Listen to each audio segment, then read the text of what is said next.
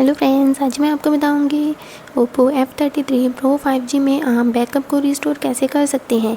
तो चलिए फ्रेंड्स, बिना किसी देरी के वीडियो स्टार्ट करते हैं। तो इसके लिए आपको सबसे पहले फ़ोन के सेटिंग्स में जाना है और इसके बाद आपको इसको नीचे की ओर स्क्रॉल करना है।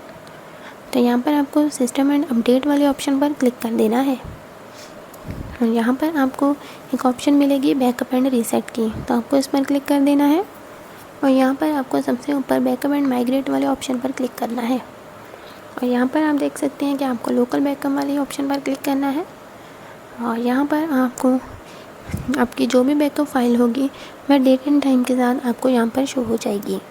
तो आपको अपनी बैकअप फाइल को सिलेक्ट कर लेना है जिसे भी आप रिस्टोर करना चाहते हैं। सिलेक्ट करने के बाद आपको यहाँ पर उसको टिक कर लेना है और इसके बाद आपको नीचे यहाँ पर स्टार्ट पर क्लिक कर देना है।